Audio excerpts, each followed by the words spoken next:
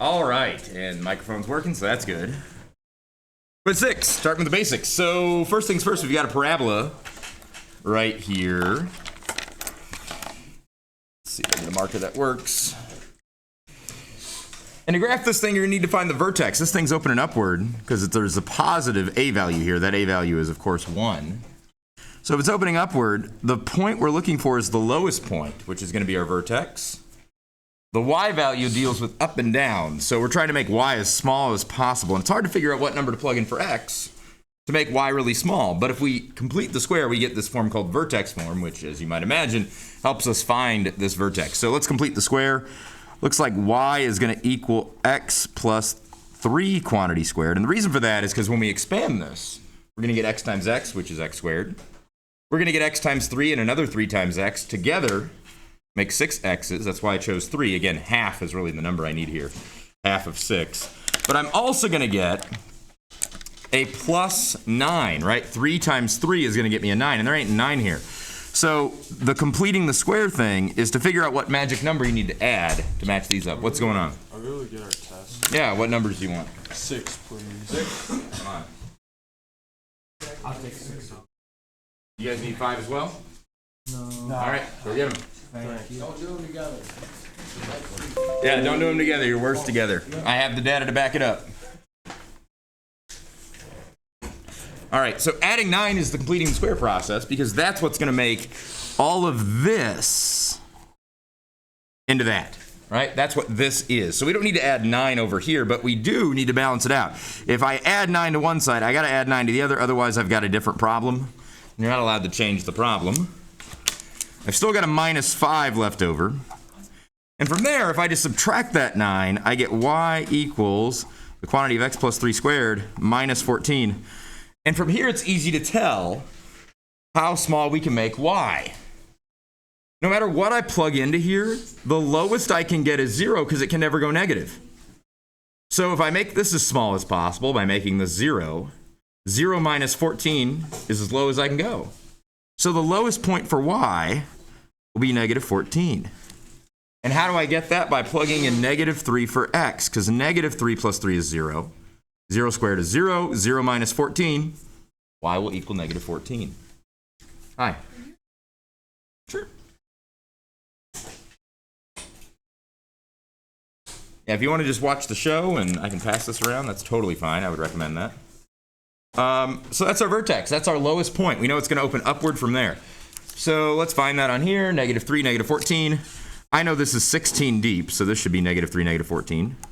And it's going to go up. Again, because our a value here is 1, and it's positive. Since the a value is 1, this is going to work very similar to this function. This is also a parabola. It's just not moved over by the 6 and the negative 5 to here. Instead, it's centered on the origin. So it'll move the exact same way because its a value is also 1. And if we just experiment with this for a second to see how it works, we can see how this one will work. When x is 1, we get 1 squared, so y is 1. When x is 2, we get 2 squared, which is 4. When x is 3, we get 3 squared, which is 9. So you can kind of see how this one works. The same thing will happen down here, except it'll start at the vertex. So when I go 1 to the right, I'll go 1 up, because 1 squared is 1. And of course, it's symmetrical. If I go 2 to the right, I'll go 2 squared up, which is 4. 1, 2, 3, 4. And if I go 3 to the right, again, starting from my vertex, I'll go 9 up, because 3 squared is 9. So here's 4, 5, 6, 7, 8, 9. And after you've gotten this many points, I think we have a good idea about what the parabola is going to look like. So you might as well sketch it. If you can't get all these points because you run out of room, that's okay. Don't do them all. There we go. There's your generic parabola. It's just shifted down here because of the 6 and the negative 5. So vertex form gives you your vertex basically for free, which is the most important point because from there, the rest you can get for free. Could you just plug in numbers to get points? Absolutely. Always you can, but how do you know that's the lowest, right? You got to have some evidence. It is symmetrical, so maybe you get lucky and you find these 2 points and you go, ooh, symmetrical. It's got to be in the middle. You can work your way to it, but this is much easier, I think. Would you like another example? Of course you would. This is the same thing, except now we've got a 3 in front. So if we can make this problem look like the last problem, then we get it for free, right? So the question is, how do I get rid of this 3 in front? Well, of course I'm going to divide by 3. And when I do that, I get y divided by 3, don't forget that, equals x squared plus 2x plus 4/3. And that 4/3 isn't as nasty as you think it is. Just hold on. When I complete the square, Logan, what's half of 2? So I'm going to need a 1 here. And 1 squared, of course, is going to get us 1. So that's the number we need to add. Again, it's a coincidence that these are both 1s. 1 squared also happens to be 1. That's the number I'm going to need to add so that this is a perfect square. X squared plus 2x plus 1 is a perfect square. It's x plus 1 squared. In order to get that, I need to add 1 to this side as well. And now, what I'm going to do is I'm going to show you a quick way to get rid of these denominators. Because now that I know what this is, after dividing by 3, I'm going to times by 3 to get it back. So I'm going to times this by 3. I'll times this by 3 and get y. I'll times the 1 by 3 and get 3. And the 4/3 by 3 and get 4. And I'll pause for a second.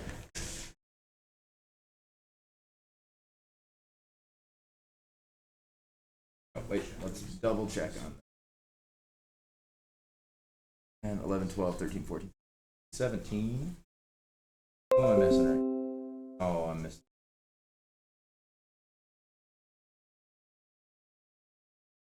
Go. Awesome. So again, once I found the complete the square part, right, from the x squared plus 2x, then I can go back and remultiply everything by 3, subtract that 3, and I've got this. So this is also going to open up because our value in front is positive. It's just going to move 3 times as fast, so it's going to grow very quickly. That vertex will be at the bottom, so how do I make this as small as possible? Well, I can never make this negative. This whole thing right here can never be negative because it's always going to square it, assuming real numbers, and we are. So the lowest I can make this is 0, and I get that by plugging in -1 for x. What results is this becomes 0, and 0 plus 1 is 1. So y will be 1 when x is -1, and that'll be our vertex. Let's go find it. -1, 1's right here. It's opening upwards, so I'll put the little marker down here. And this one's moving up 3 times as fast. So instead of 1 getting 1 squared, which is 1, 1 will get 3. 2 normally gets 4, which means 2 will get 12, and 3 normally gets 9, because 3 squared is 9, but it's really going to get 27 this time. So again, a normal parabola works like this. But ours is going to get all these values times 3 because it's moving 3 times faster. So 1 will get 3, 2 will get 12, 3 will get 27. As you can see, it grows a lot faster than our regular parabola. 3 times as fast. So 1 doesn't get 1, 1 gets 3, and of course it's symmetrical. So already it's growing much quicker. It's going to be steeper. 2 normally gets 4, but of course 2 is going to get 12. 4, 5, 6, 7, 8, 9, 10, 11, 12. And I'm already starting to run out of room. So yes, the next one, 3 would get 9, normally. Here it's going to get 27. I don't have room for that. So I'm just going to draw my parabola. And there we go. You'll notice it is 3 times steeper than the one we had previously.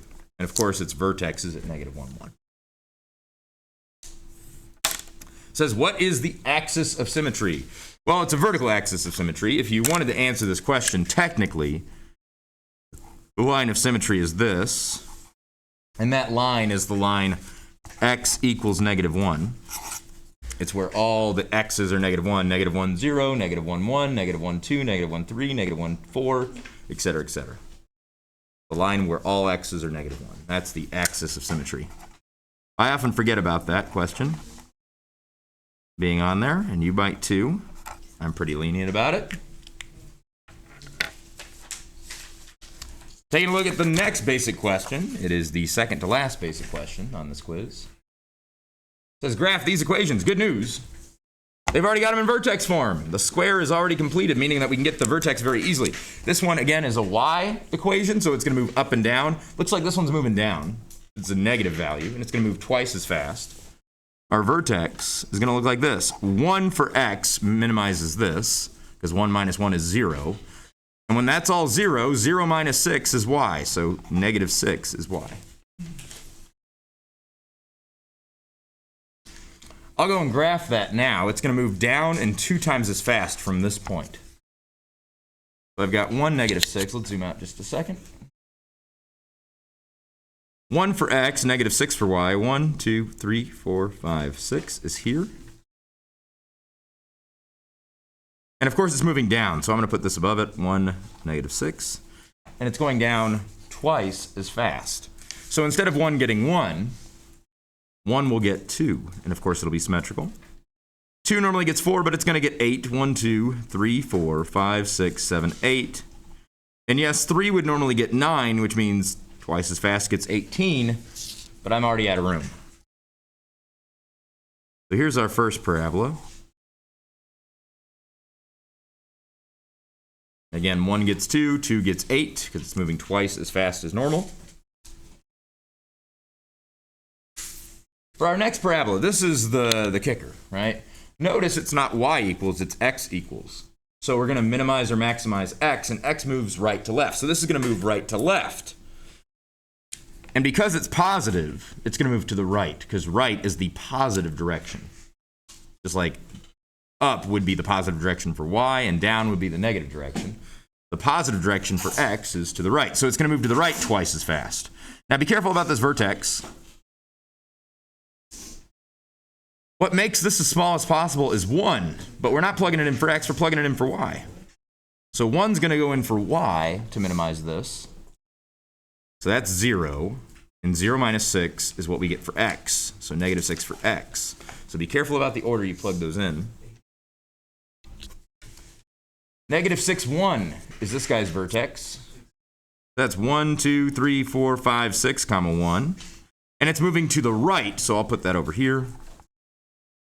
That way it's clear what I meant by that. The reason I always label these points is because imagine that you counted incorrectly when you're counting boxes, right? If you've got something here that's right, it's good enough for me. Might save you. Now it's moving twice as fast to the right. So instead of moving 1, 1, it's going to move 1, 2. And again, it's moving to the right. And instead of 2 getting 4, 2 will get 8. So 1, 2, 3, 4, 5, 6, 7, 8. And of course it's symmetrical.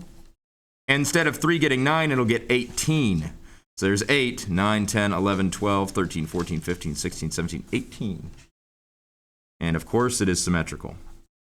So here are our 2 parabolas. Notice that they are actually identical. One just, I can graph further. This one would continue on like this. The only difference is that one's turned 90 degrees. So if you're going this way, you would say it's a 90-degree clockwise turn. I always forget they ask about that relationship. But they are the same other than 90 degrees clockwise.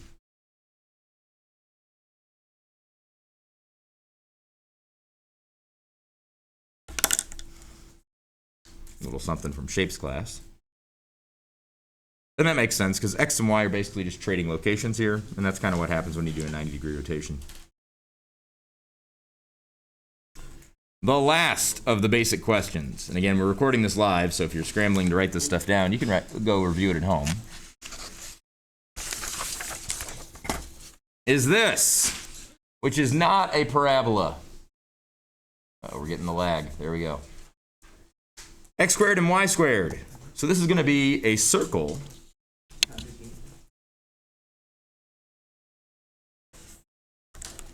And the first thing I'm going to do is I'm going to rearrange the x's to be next to each other. You don't need to do this.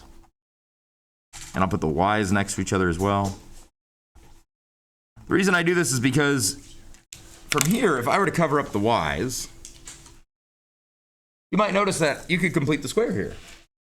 Same thing if I were to cover up the x's. You could complete the square with y here. And that's what we're going to do. We're going to complete the square twice, and that's going to get us our center for our circle, which is the most important point on a circle. So if I complete the square, I'm going to need x minus 2 quantity squared, because that's half of negative 4. That negative 2, when it times by itself, will get me a positive 4. So I'll need a positive 4 here. Again, coincidence that we have 4 and 4 here. All that's in here. For these guys, I'll need 5. So y plus 5 quantity squared will get me y squared plus 10y. But it will also get me 5 times 5, which is 25.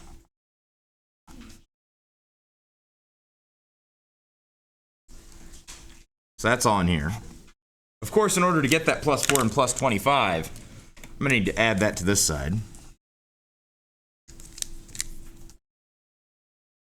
Oh god, it's dying on me. Color change. There we go. So this is not going to equal 45 anymore. It's going to equal 49 plus 25, which is 74. So what this tells us, a little Pythagorean theorem, a squared plus b squared equals c squared.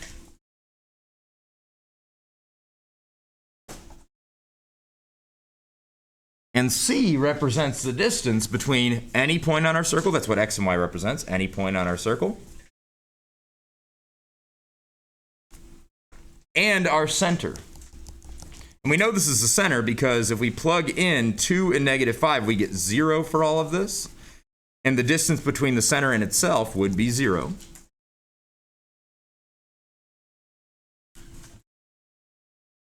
So notice that c is the distance between our center and any possible point on our circle. That's our radius, right? This is c squared because this is a squared plus b squared equals c squared. So if we want to know what c is, we just root this. Now, root of 74 doesn't come out nicely, but that will be our radius. If that were 64, you get root of 64, which would come out to 8. This is a little bit more than 8 and change. So again, our vertex, or sorry, not our vertex, our center is what makes this 0. 2 for x and negative 5 for y makes these 0. So we're going to graph that. That's going to be our center. Our center is 2, negative 5. And then we're going to go from there using our radius to find all the other points on our circle. So let's go down here. If I go to 2, negative 5, that's here. 1, 2, 3, 4, 5. Barely on screen. And from there, if I use my radius, I can find all the other points. So I'm going to go up, down, left, right. If I go up, this is like 8 and change, right? Root 74. So if I go up from here, 1, 2, 3, 4, 5, 6, 7, 8 and change, that puts me like here-ish. If I want to label that point, notice that it's still 2 to the right, but it's no longer at negative 5. It's at negative 5 plus 8 and change. And that's exactly what I'm going to write. Negative 5 plus 8 and change is its new location. Which, since that's 8 and change, should be approximately 3 and change. And if you look at it, it is. 3 and what change? Well, I don't know. So I'll just write that. That's where I got. I went up, so I'm adding to the y value. That makes sense? Similarly, if I go down, I'm still going to be 2 to the right. 1, 2, 3, 4, 5, 6, 7, 8 and change. But I'm going to be negative 5 minus 8 and change to get down here. So I'm going to write that. Negative 5 minus our 8 and change, which is root 74. Which should be about 13 and change, which makes sense because 6, 7, 8, 9, 10, 11, 12, 13 and change is what I get.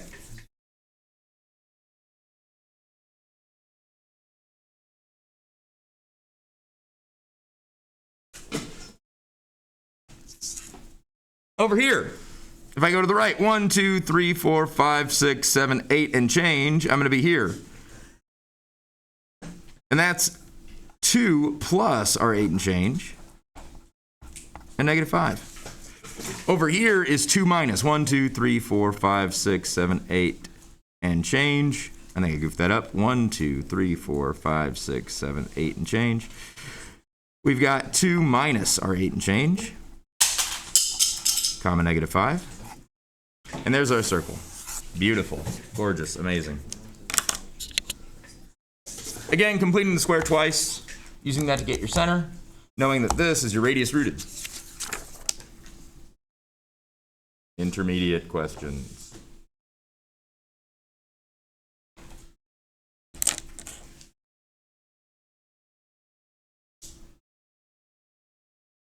It says graph this equation.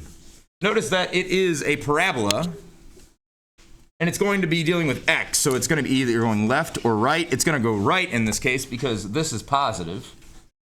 and it's going to go 3 times as fast. So finding the vertex ain't no thing. Let's divide by 3 and get it in vertex form. We get this. Completing the square, I get y plus 2 quantity squared, which of course is going to get us a plus 4 because 2 times 2 is 4. All of this is contained in here. I've still got a plus 4/3 here. And on this side, I have x over 3 plus 4. If I times everything by 3 now, I'm going to get 12 plus x equals 3 times the quantity of y plus 2 squared. Don't forget that 3 in front of there. We're timesing every term by 3. And this, 4/3 times 3 is just 4. So altogether, I'm going to get x equals 3 times the quantity of y plus 2 squared. When I subtract the 12, I get -8, which means my vertex is at -2 for y and -8 for x. Because -2 is what I plug in for y to make this 0. And if this is 0, 0 minus 8 is -8. That's what I get for x. So similar to the first one we looked at, it's just this one's going right, and it's got a 3 in front of here. So it's going to move 3 times as fast from this point. -8 is 1, 2, 3, 4, 5, 6, 7, 8, down 2. And it's moving to the right, so I'll put that over here. Moving to the right 3 times as fast. 1 normally gets 1, but it's going to get 3. 2 normally gets 4, but it's going to get 12. 5, 6, 7, 8, 9, 10, 11, 12. And of course it's symmetrical. Not that one. 3 normally gets 9, but it's going to get 27. I'm not going to have room for it. So I'm just going to keep going like this. Axis of symmetry is horizontal. And it's this line. That is the line where all the y values are -2. Like -0, -2, 1, -2, 2, -2, 3, -2, right? But I always forget about that part of the question. And so might you. I will be lenient. I'll pause for station identification. We're working on quiz 6. This is the parabolas and circles quiz. Already finished the basics. This is one of the intermediates. Not too much further removed from a basic question, this one is. Just got to know that this one's moving to the right, not up and down. And of course, we've got that pesky 3 to deal with for a second.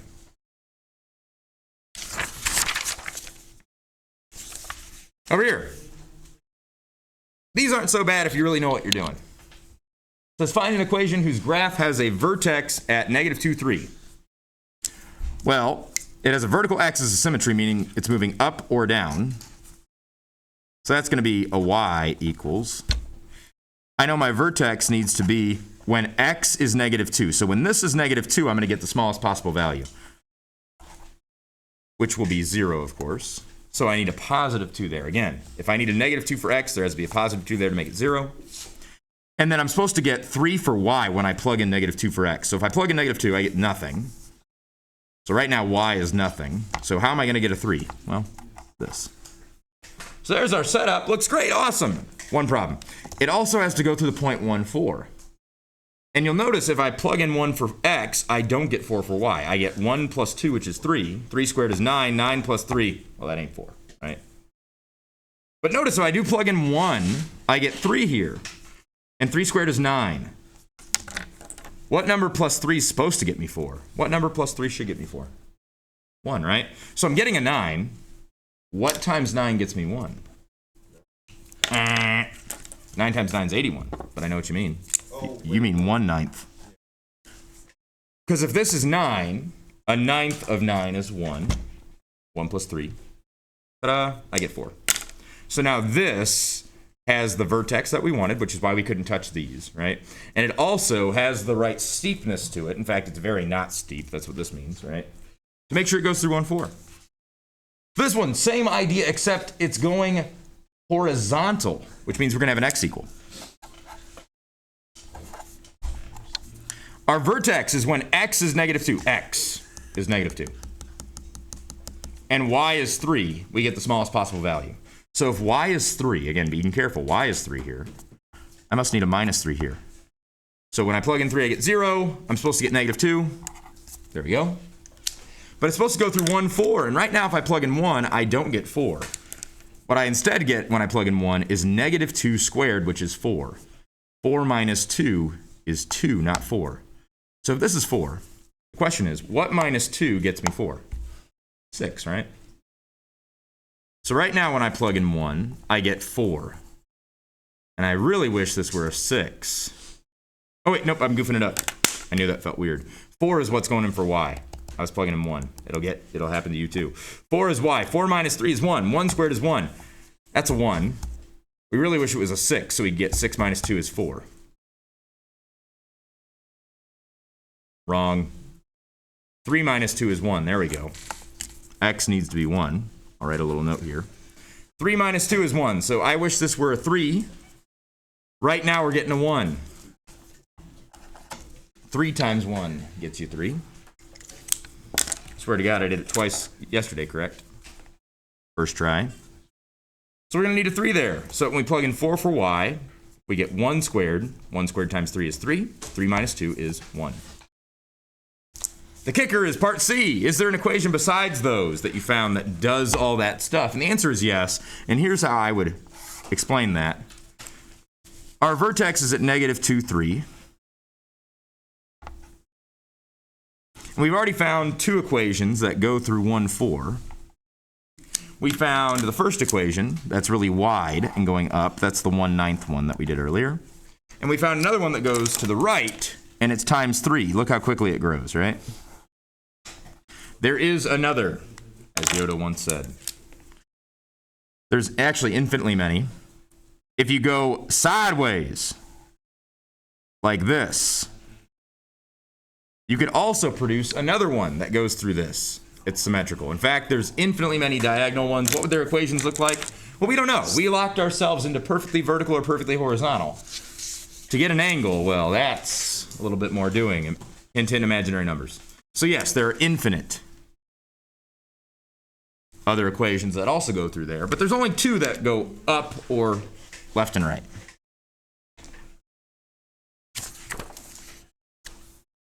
Hitting this guy. Do circles have equations, or having these equations intersect when they're graphed? Lots of ways to do this. Here's what I would do. Here's our circle. Our center is at 2, 0, because that's what makes this part 0. Don't be fooled by that y squared. Just plug in 0. That's what's going to make it 0. And it looks like our radius for this one is 2, not 4. Remember, the root is what we want there. So if I were to graph that really quickly, I get 2, 0. That's our center. And our radius is 2. So going 2 out in every direction, I'm going to get my other dots. So there's my first circle. My other circle looks like it has a center at negative 1, 0. That's here. And it has a radius of not 25, but 5, because again, we root that.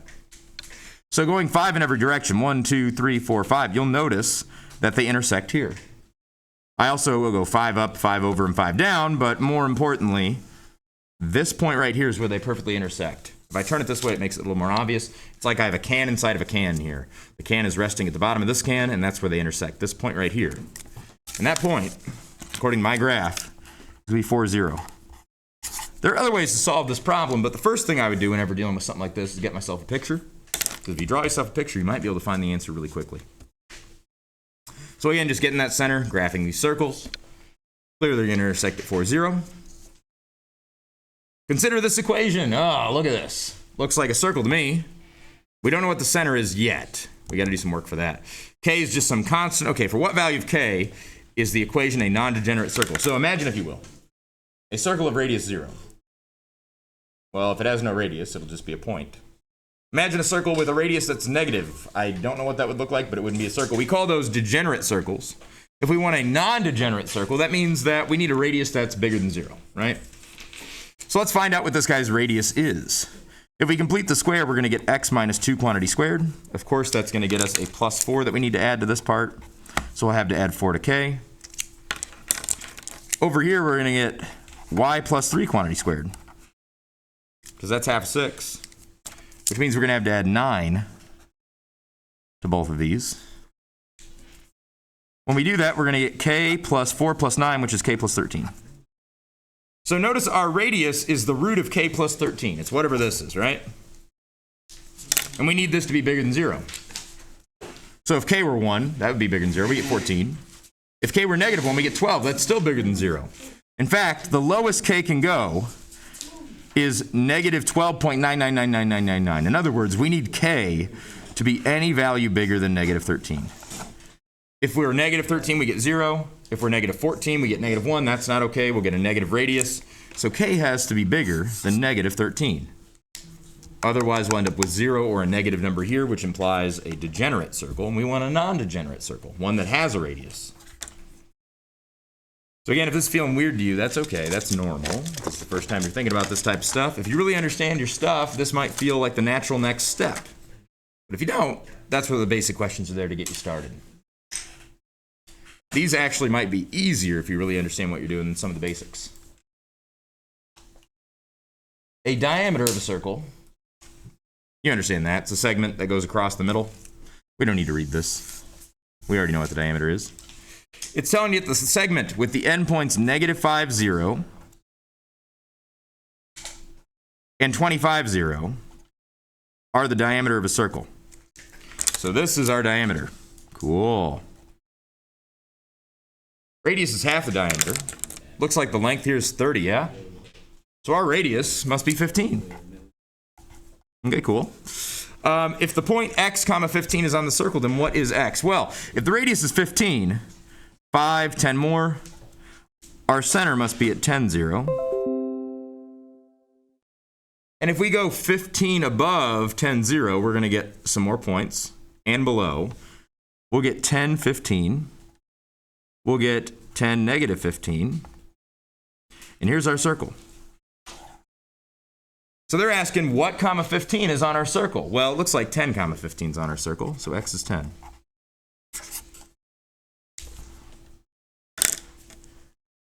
Again, I know my diameter is from here to here. That's a distance of 30. So that means my radius is 15. So 15 in every direction. If I do that, I get one of the points they're looking for. 10, 15. Now we're on to the advanced questions, which I'm not going to do today. What I would suggest is that I go make some copies of this. Who would like a copy of this thing? 1, 2, 3, 4, 5, 6. Raising my 1, 2, 3, 4, 5, 6, 7. You got it? You were scrambling. Shouldn't have been scrambling, man. No. 7 is what I'm hearing? Awesome. I'm going to shopping at 7.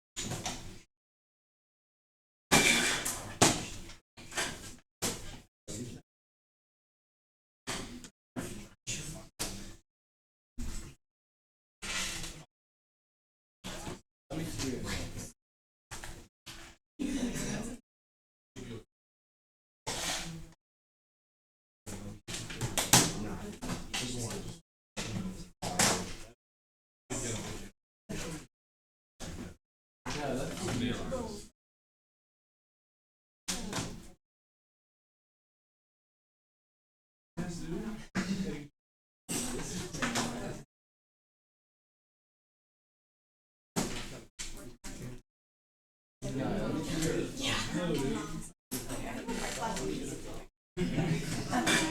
me get your other job.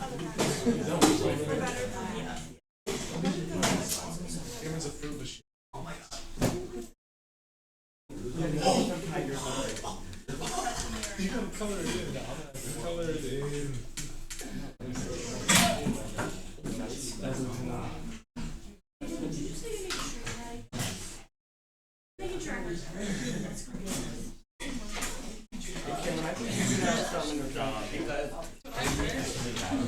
Alright, I forgot to turn off the video. Let me turn off the video.